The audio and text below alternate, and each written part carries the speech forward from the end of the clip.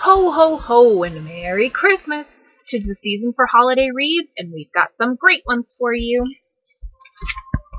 First, we're off on a whirlwind tour of Christmas celebrations around the world. Did you know that in Australia they don't have Christmas trees?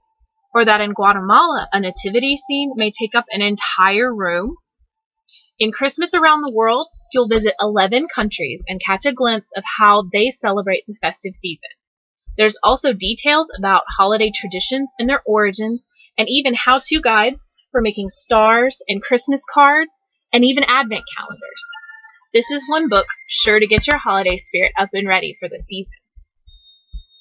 Buddy the Elf reminds us that the best way to spread Christmas cheer is singing loud for all to hear. And that's exactly what we find in Hark. Dozens of Christmas carols, some very, very old, some new, mixed together with Christmas folk tales and legends, and illustrated with beautiful pictures make up this fun text. Some of the carols have stories or poems that go with them, like We Three Kings and We Three Camels, or The Carol of the Birds and The Legend of the Same. Then there's a story about the tradition of eating wild boar at Christmas and how that came about, and an odd little song about the boar's head. The boar's head and handbear I, be decked with bays and rosemary. And I pray you, my masters, be merry, potesti sin convivio. Caput apri de ferro, redens laudens domino. That is the Boar's Head Carol, right here in Hark. There's a whole story a few pages forward all about how this tradition got started. Probably not the songs Buddy the Elf was talking about, but you're sure to find some Christmas cheer between these pages. It wouldn't be Christmas without a Christmas pageant, even the zaniest one in the history of the holidays. The Herdmans are absolutely the worst kids in history. They lie and steal and smoke cigars, even the girls. They talk dirty, hit little kids, cuss their teachers, set fire to Fred Shoemaker's old broken-down tool house, and take the name of the Lord in vain.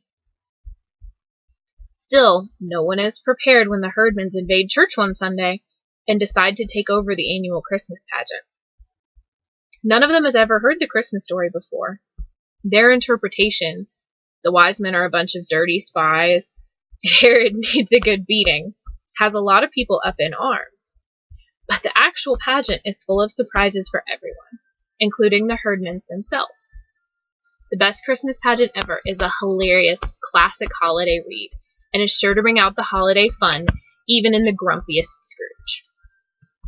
Speaking of Scrooge, what's a holiday? What's a Christmas? Without a few ghostly visitors and a crotchety old man? Let me see. I think I've got Scrooge on the phone. What do you say, Scrooge? Merry Christmas, Uncle.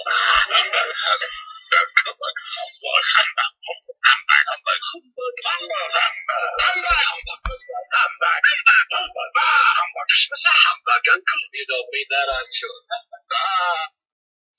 Right, Scrooge. Humbug indeed. Old Mr. Scrooge is a mean man who takes delight in making lots of money and keeping it all to himself, even when this means hurting the people around him. But on Christmas Eve, Scrooge is visited by the ghost of his old business partner, who warns Scrooge that if he doesn't change his ways, bad things are waiting for him. But, being a friend, his buddy Marley is sending 3 spirits to Scrooge to show him the error of his ways.